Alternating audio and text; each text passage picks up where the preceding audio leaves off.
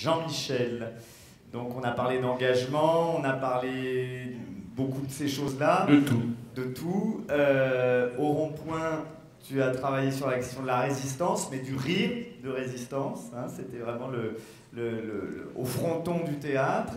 Ce théâtre du rond-point que vous connaissez peut-être, qui est au bas des Champs-Élysées, qui est un endroit complètement improbable, difficile, et un endroit qui vit magnifiquement depuis que tu le diriges. Là, tu as créé cette saison Par-delà les marronniers, revue. Alors, c'est pas exactement comme Anatolie, quelque chose que tu avais créé, Anatolie l'avait créé il y a 15 ans, mais des matériaux. C'est une recréation, c'est un retour à quelque chose que tu avais traversé, mais un retour pour des raisons particulières. C'était important de reprendre ça aujourd'hui. D'abord, je voudrais dire une chose. Moi, il y a quelques semaines, j'étais à ta place au théâtre de Rond-Point en train de faire le Monsieur Loyal et de présenter ma saison. Et j'accueille avec grand plaisir Eric von Stroheim de Pelé. Et tu m'avais envoyé délégué pour la présenter Emmanuel Béard. Et aujourd'hui, c'est moi qui viens présenter Par-delà les marronniers, donc vous n'y gagnez pas beaucoup au change. C'est ça que je voulais dire. Vous pouvez m'en excuser, mais c'est toi qui as voulu que je vienne, donc je viens. Première chose. Deuxième chose, Par-delà les marronniers, c'est en effet une histoire d'amour, une histoire de rencontre très forte. Quand j'avais 18 ans, dans la fraîcheur de mai 68, je suis tombé par hasard complètement devant 3 textes de 3 poètes, de 3 personnages, de 3 révoltés, qui sont Arthur Cravant, Jacques Vacher et Jacques Rigaud, par hasard dans une librairie. Ça a une rencontre, j'ai ouvert, et puis grâce à l'employé de l'humour noir de Breton, j'ai rencontré le 3e qui s'appelait Jacques Rigaud. Et là, tout d'un coup, je ne sais pas pourquoi, j'ai eu l'impression que c'était des frères, je voulais me mêler à eux, je voulais écrire avec eux, ils ont très peu écrit. Ils ont été des gens qui ont bouleversé, on en a parlé tout à l'heure à propos de Bâle, les gens qui savent, l'esprit de sérieux. Ils attaquaient des résistants à la barbarie de la civilisation. C'est des gens qui se sont dit 2500 ans de civilisation pour arriver en 2015-16 à 11 millions de morts. On en a marre, on arrête tout, on ne veut rien. Ça s'appelait le dadaïsme. Ça s'appelait des gens qui tout d'un coup refusent définitivement de continuer cette palinodie qu'on appelle la civilisation, les bons sentiments, les règles, les formats, les gens qui savent, l'art, etc. Et c'est vrai que cette façon de briser le verre avec une drôlerie infinie, avec un culot insensé, a été, je crois, la plus grande révolution intellectuelle jusqu'à aujourd'hui dans tout ce qui approche l'art ou la littérature. Alors, qui sont-ils?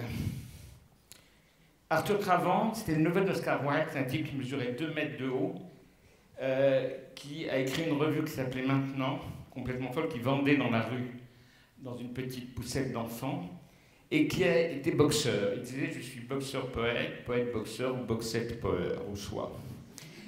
Il ne combattait, il provoquait les gens, il ne combattait qu'avec des gants remplis avec les cheveux de ses maîtresses.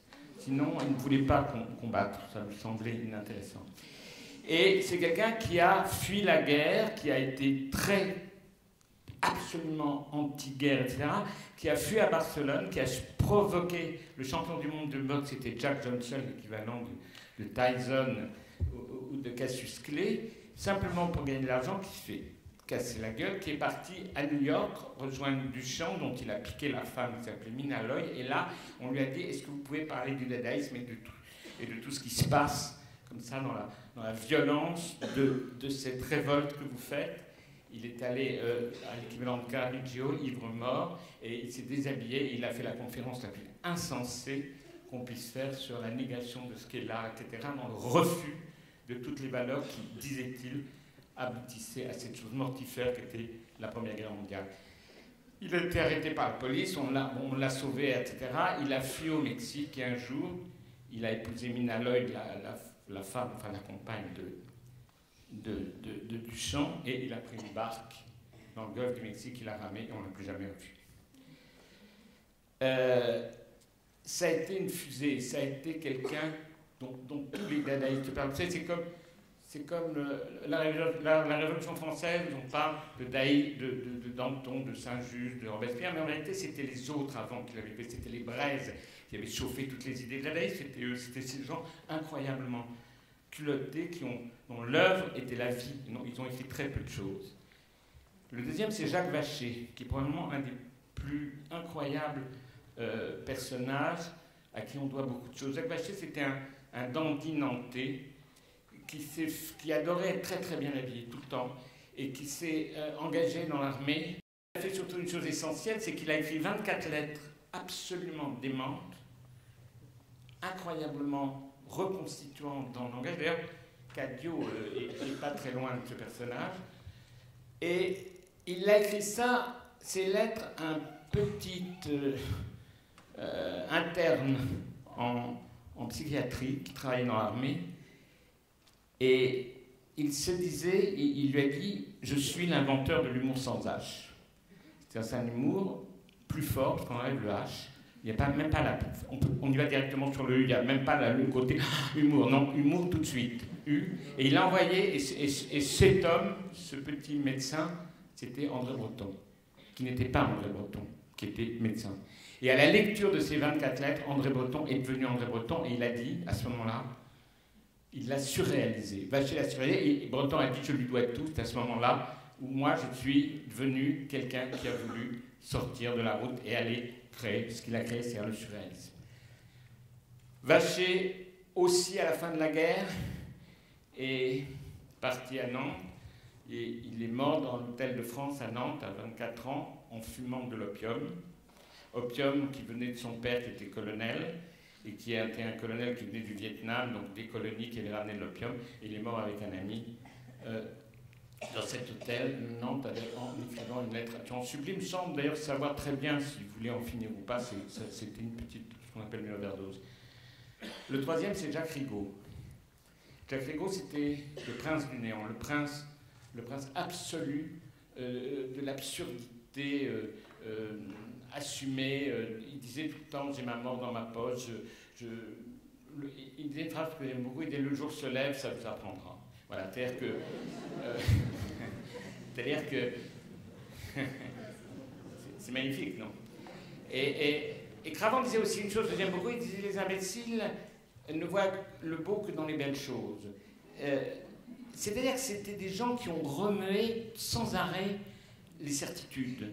C'est-à-dire que sous les bombes de la guerre de 14, ils ont eux-mêmes lancé des bombes qui ont donné toute la littérature, après de Tzara, de Aragon, etc., jusqu'à Beckett, hein, et jusqu'à même Cadio, et en particulier on parlait de Bâle tout à l'heure, c'est à ce moment-là où tout le monde tremblait, sortait de la route, etc. Alors ce Jacques Rigaud, qui était le secrétaire d'un peintre très connu à l'époque qui peignait toutes ces célébrités, qui s'appelait Jacques-Émile Blanche, et quelqu'un dont vous avez peut-être entendu parler sans le savoir, parce que Drieux-La Rochelle a fait son portrait dans un roman qui s'appelle Feu follet, dont Malle après a fait un film qui s'appelle Feu follet. Et d'ailleurs, il y a récemment un film suédois sublime qui s'appelle Le 31 août à Oslo, qui est cette histoire. Ces trois jeunes garçons ne se sont jamais connus. Ils ont fini leur vie, non pas d'une manière suicidaire, mais simplement avec la liberté de choisir que quand c'était trop, ils voulaient la quitter. C'est évidemment quelque chose, moi, qui m'a tout à fait enchanté. Je dis bien enchanté, comme le disait Casimir, c'est enchanteur. Ce sont des enchanteurs, parce que ils étaient, comment dirais-je, comme dirait Cocteau, ils étaient profondément superficiels. C'est-à-dire qu'ils détruisaient tout intellectualisme pesant, toute psychologie rabâcheuse, tout ce que nous épuise, quoi. Et c'était des fusées qui cassaient tout ça et qui nous emmenaient totalement ailleurs. Nietzsche disait, il ne faut pas aller trop profond dans les choses parce qu'on risque de ne pas remonter. Oui, mais eux, c'est ça. Et ça a été des libérateurs. Ça a été, comme le disait Aragon, des gens qui creusent des galeries vers le ciel. Et je dois dire qu'aujourd'hui, j'ai créé ce spectacle quand j'avais 20 ans. Et puis, c'est les gens qui m'ont toujours habité, qui m'ont toujours aidé à vivre. Je me suis toujours dit, bah, ils sont là, ils m'ont dit des choses, on ne va pas rester dans l'attendu. On ne va pas rester dans ce que les gens, dans le formatage.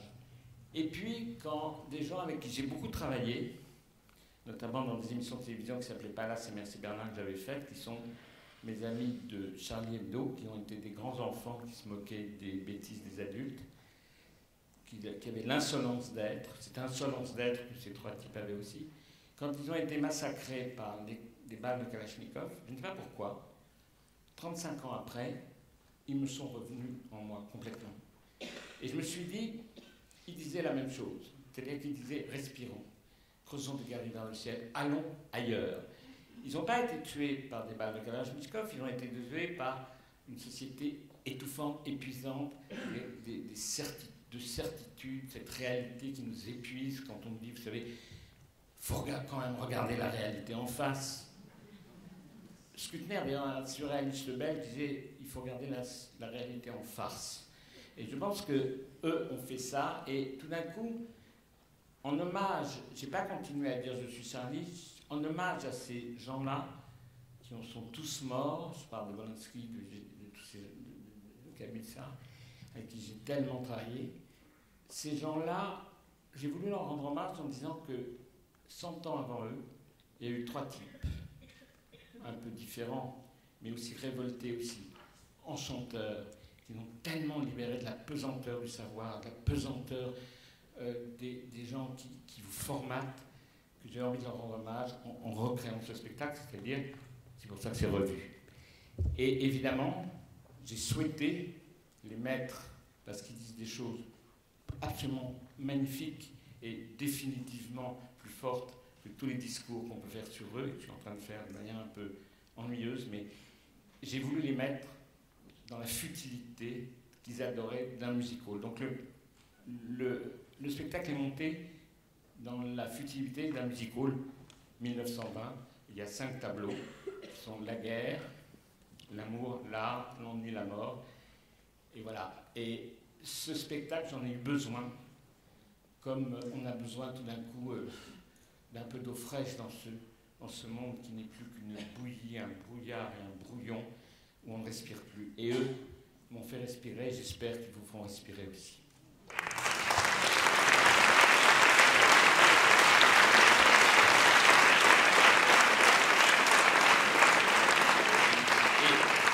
Et ils sont très drôles. Par-delà les marronniers, revue, c'est ici en salle Coltès, du 7 au 17 décembre. Et autour donc du spectacle, il y a cette invitation au Théâtre du Rond-Point qu'on est en train de mettre en place dans tous ces détails. Donc le mois sera un mois qui sera avec le Théâtre du Rond-Point, avec un certain nombre de choses qui auront lieu dans l'autre saison. On en reparlera. Merci beaucoup Jean-Michel. Merci à vous.